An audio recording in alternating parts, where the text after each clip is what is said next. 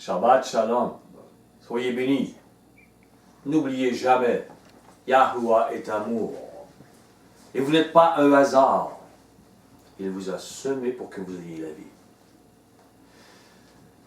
Et nous sommes, nous les êtres humains, nous sommes des assoiffés. Nous sommes des assoiffés dans le désert. Nous sommes assoiffés de l'amour. Je vous assure, quand il n'y a pas d'amour, nous sommes troublés comme personnes, comme humains. Nous sommes des arbres dont la sève est orgueil et que se nourrissent chaque branche, chaque feuille, chaque fruit que nous produisons. Nous sommes assoiffés d'amour, alors que la sève de l'orgueil porte les fruits contraires à l'amour. Et ça nous bouscule, ça nous brise. On en fait des dépressions, des découragements. On a des peurs à cause de cela. Nous ne produisons pas l'amour pur. Nos sentiments ne restent pas toujours purs. Comprenez? Parfois, un blâme, même pour une personne que nous aimons. Parfois, un mensonge pour sauver son image. On est des assoiffés d'amour. On est dans un désert sans cette eau, cette source d'amour. Et nos sentiments continuent à dire « moi, moi, moi ». Alors que la sève de l'orgueil les nourrit, ces sentiments. Et le désert reste aride à cause de cela. Et nous sommes donc assoiffés d'un amour qui semble utopique, irréel. Et pourtant, notre cœur crie. Cet amour doit exister quelque part. Sinon, pourquoi nous existons? Nous, les humains. Mais nous sommes assoiffés alors que l'amour est venu parmi nous. Sa sève s'est mise à couler dans plusieurs arbres, et certains ont écrit à ce propos. Leurs écrits sont dans le Nouveau Testament, la Nouvelle Alliance. C'est la sève de l'arbre de vie que révèle l'Esprit. Cet amour est venu parmi nous. Il a dit, comme le Père m'a aimé. Le Père Céleste est amour. Il ne fait rien au hasard. Vous n'êtes pas un hasard. Et comme le Père m'a aimé donc, je vous ai aussi aimé. Il dit, demeurez dans mon amour. Jean 15, verset 9. Il dit, renoncez à vous-même. Jean 16, 24. Vous pouvez y entendre. Cessez de laisser couler la sève de l'orgueil en vous et tous les mauvais fruits, les mauvais sentiments, les mauvaises motivations qui en découlent. Et l'amour nous dit, il dit, puis, après avoir renoncé à vous-même, suivez-moi. Écoutez ce qu'est l'amour. Regardez ce qu'est l'amour.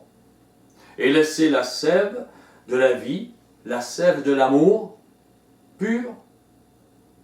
Un amour sans « mais qu'ai-je à gagner de faire du bien à des gens ingrats ?» Laissez donc cette sève d'amour couler en vous. Pardonnez, aimez, faites miséricorde. L'amour a aimé alors que vous étiez orgueilleux, ingrat, impur. Comprenez? Égoïste. Il vous a aimé quand même. Vous n'étiez pas digne d'être aimé. Pas digne que l'amour paye le prix pour vous. L'amour l'a fait quand même. Et vous serez toujours assoiffés si vous refusez d'aimer ceux qui ne le méritent pas. Oh, que c'est gros. Si vous n'aimez pas ceux qui ne le méritent pas, vous serez toujours assoiffés parce que vous ne le méritez pas non plus. Si vous aimez ceux qui ne méritent pas même, si vous pardonnez, alors cet amour va couler en vous. Et la joie, la paix, tout ce qui vous échappe sera votre force. Et l'amour nous dit, je suis le pain de vie. Le pain est sa parole. Cette parole contraire à celle que produit la sève orgueilleuse. L'amour parle de façon symbolique. Comprenez? Et les gens étaient outrés de l'entendre, car ils ne voyaient pas les symboles. Ils pensaient réellement qu'il parlait de sa chair, de son sang. Oui, il le donne, mais c'est un symbole. Il nous dit cet amour. Mon sang est vraiment un breuvage. C'est symbolique, là. Ne buvez pas du sang. Son sang pur offert pour payer à la place de notre sève impure. Notre arbre aux mauvais fruits. Son sang, donc, est la sève de l'amour pur qui doit couler dans l'arbre nouveau que nous devenons. Il n'y a pas d'alternative. C'est cela. Un arbre qui porte de bons fruits. Alors vous sortirez de ce désert affreux. Alors seulement. Aussi l'amour, dit-il, celui qui mange ma chair et boit mon sang n'aura plus jamais faim, n'aura plus jamais soif. C'est symboliquement qu'il le dit ici. Car l'amour nous dit, celui qui m'aime garde ma parole, la parole que le Père lui a donnée. Et mon Père l'aimera, et nous viendrons à lui, et nous mangerons avec lui. Ils mangeront, dans notre cœur sera rempli d'eux. La chair et le sang de Machia, sacrifiés pour nous, permet que nous soyons à la table spirituelle avec Yahusha et Machia. Voilà ce qu'il dit. L'amour fera sa demeure en vous. Et plus vous partagerez cette vie, ces fruits aux autres, plus la sève de l'amour, la sève de la vie remplira votre arbre. Plus vous porterez de ces fruits et plus le désert sans amour deviendra pour vous un souvenir. Comprenez? C'est des lois. Vous serez toujours dans ce désert si vous n'avez pas d'amour.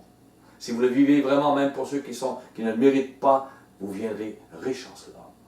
Et vous viendrez avec cette puissance. Ça ne vous fera plus rien de parler d'eux, parce que vous vivrez pour lui, et non plus pour vous. Vous comprendrez ce qu'est l'amour et ce qu'il est. Prenez avec moi Jean 13, verset 34. Jean 13, 34. L'amour, Yahusha, nous dit, je vous donne un commandement nouveau, pas un ancien. Personne ne le connaissait, ni Moïse, ni David, pas comme ça. Il n'avait pas été donné dans la première loi. Aimez-vous les uns les autres comme je vous ai aimé. Vous aussi aimez-vous les uns les autres. Comme je vous ai aimé. Personne n'avait aimé ainsi avant Machia. C'était nouveau. Et c'est là la base de l'Évangile. La base de l'enseignement de Machia. C'est la lumière que l'homme refuse. Parce qu'il ne veut pas mourir et vivre cela. Votre cœur doit être circoncis par l'amour. Sinon, vous n'avez qu'une religion vide. Vous n'avez rien. Prenez avec moi 1 Corinthiens. 1 Corinthiens 13.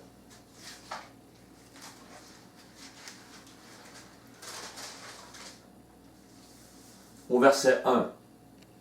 Il dit quand même, quand je parlerai les langues des hommes et des anges, si je n'ai pas l'amour, je suis un airain qui résonne, une cymbale qui retentit.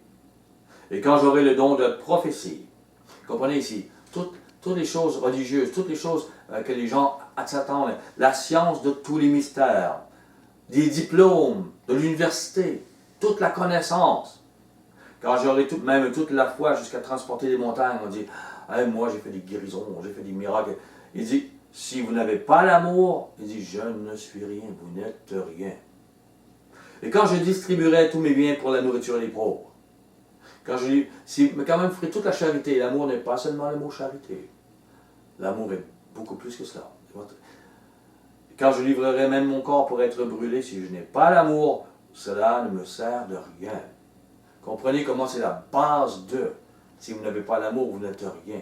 Vous avez de la religion ou n'importe quoi, vous avez des diplômes, vous avez la connaissance, vous avez un salaire, ça ne vous sert à rien.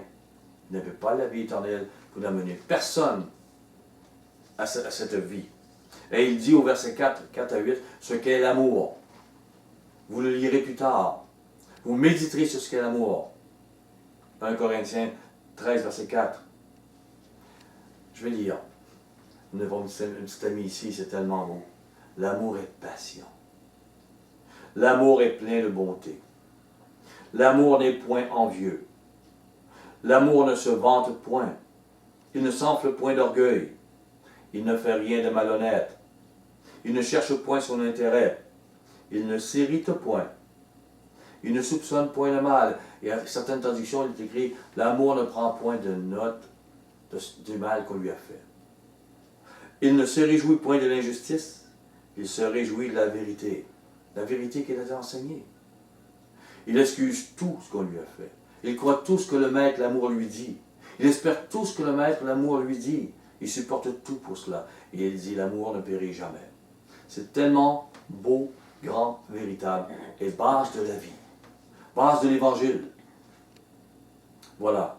Prenez avec moi, on retourne à Jean. Jean 15. Jean 15, verset 12.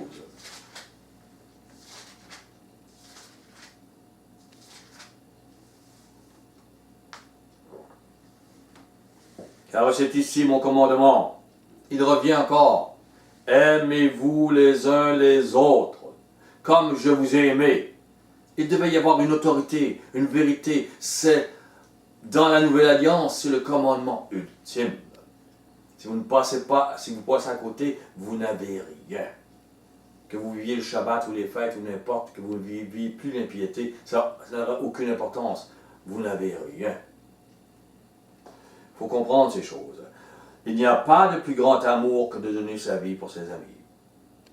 Comme je vous ai aimé, dit-il, nous devons mourir à la sève orgueilleuse, aux mauvais fruits qu'elle porte. La sève de la vie, nous devons porter la sève de la vie. Et les fruits, ces fruits-là pour ses amis.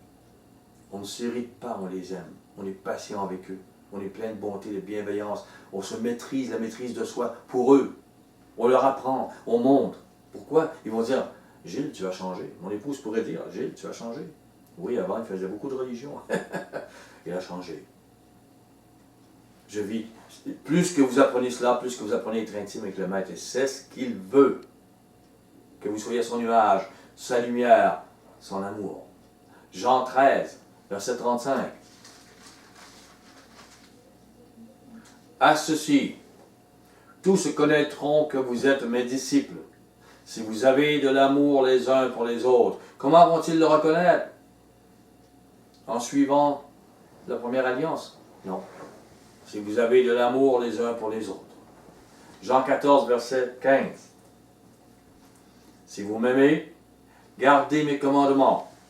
Et moi je prierai le Père, il vous donnera un autre consolateur, afin qu'il demeure éternellement avec vous.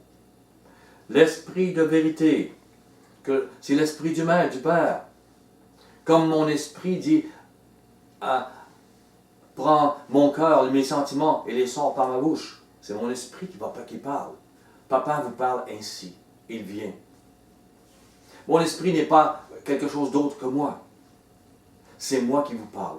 Et le Père fait ainsi. Il parle dans notre esprit, l'esprit de vérité que le monde ne peut recevoir parce qu'il ne le voit pas, il ne le connaît pas. Mais vous, vous le connaissez, car il demeure avec vous, il sera en vous. Voilà ce qu'il est. Cet esprit de l'amour, ce consolateur, coulera dans l'arbre nouveau que vous deviendrez. Au verset 21. Celui qui a mes commandements et qui les garde, c'est celui qui m'aime. Et celui qui m'aime sera aimé de mon Père. Je l'aimerai, je me ferai connaître à lui. Comment? En vivant cet amour qu'il a enseigné, développé. Cet amour qu'il a amené à mourir pour nous. Cet amour que... Et c'est cette lumière que nous devons vivre et partager au verset 23. Yahusha lui répondit, si quelqu'un m'aime, il fait quoi? Il gardera ma parole. Il vivra dans cet amour, dans cet enseignement, dans cet évangile. Et mon Père l'aimera. Nous viendrons à lui, nous ferons notre demeure chez lui. Il deviendra comme le Père et le Fils. Il deviendra à leur image, à leur émotion. Les autres font la religion et accusent ceux qui vivent cet amour. Je vous assure. Si quelqu'un m'aime, Yahusha, il va garder sa parole, si quelqu'un l'aime. Jean 15, verset 4. Demeurez en moi, et je demeurerai en vous. Comme le sarment ne peut de lui-même porter du fruit, s'il ne demeure attaché au cep, ainsi vous ne le pouvez non plus si vous ne demeurez en moi. Et ces gens-là ne comprennent même pas qu'ils ne sont pas attachés à Mashiach. Par leur religion, par leur vie, par leur zèle, ils croient. Par leur lecture, ils disent, je connais toute la parole, je suis attaché, je le connais. Mais si vous ne vivez pas, si vous n'êtes pas changé comme une nouvelle créature à son image, vous ne comprenez même pas ce qu'il est en train de dire là. Aucune sève impure, orgueilleuse qui produit les religions, les philosophies, les raisonnements de ce monde ne peuvent porter les fruits de la vie et ils ne comprennent même pas ce que c'est. Ils font de la charité, ils font des œuvres, ils font du « moi j'ai fait beaucoup » et pour eux, c'est ça l'amour. Pour eux, c'est ça que ça fait partie d'eux, mais ce n'est pas l'amour. Le maître dit si vous pouvez tout faire ces choses-là, si vous n'êtes pas changé, transformé comme on a lu tantôt. Jean 15, au verset 8. Si vous portez beaucoup de fruits, c'est ainsi que mon Père sera glorifié, et que vous serez mes disciples. Comme le Père m'a aimé, je vous ai aussi aimé. Demeurez dans mon amour. Si vous gardez mes commandements, vous demeurerez dans mon amour. Et de même que j'ai gardé le commandement de mon Père, et que je demeure dans son amour. Les fruits, on les voit dans Galates 5, 22. Le premier fruit d'esprit, c'est l'amour, qu'on a vu tantôt. Et après, tu as la joie, la paix, la bonté, la bienveillance, la fidélité, la maîtrise de soi. Voilà les fruits d'esprit. Pas le nombre, pas la grandeur, pas l'argent, pas les diplômes. Le Père a aimé Mashiach et Mashiach est demeuré dans son amour. Mashiach nous a aimés. Il nous a donc donné les paroles de l'amour et vécu celui-ci pour nous afin que nous ayons la vie éternelle. Nous devons comprendre cela. C'est le chemin étroit. Au verset 17. Ce que je vous commande, c'est de vous aimer les uns les autres. Il revient. Ce n'est pas le même verset. C'est toujours sa parole. Voilà ce qu'il enseigne puissamment. Au verset 26. Quand sera venu le Consolateur, que je vous enverrai de la part du Père, l'Esprit du Père qui va parler dans votre cœur. Voilà ce que c'est. L'Esprit de vérité qui vient du Père. Il rendra témoignage de moi. C'est pourquoi il dit, personne ne peut venir à moi si le Père ne lui a enseigné. Pourquoi? Parce que les paroles puissantes de Mashiach viennent du Père, mais le cœur n'est pas prêt à cela. Et le Père prépare les cœurs à vouloir cet amour. Et lorsqu'il a soif, des assoiffés d'amour. Et lorsqu'il entend ces paroles, les gens viennent, ah, c'est une vérité, c'est une réalité. Voilà ce que le Père fait. Ce Consolateur, voilà le travail qu'il fait. Il rendra témoignage de moi. Et vous aussi, vous rendrez témoignage, parce que vous êtes avec moi dès le commencement. Vous parlerez de cet amour, je vous assure. Il deviendra vie pour vous. Vous serez transformés dans vos émotions. Elles deviendront celles de notre Père. Que l'esprit de sainteté, cette puissance d'amour sortie de Yahuwah, que cet esprit donc rende témoignage à votre esprit. Qu'il coule en vous et porte ses fruits. Et sachez-le, l'amour ne périt jamais. Soyez bénis, je vous aime.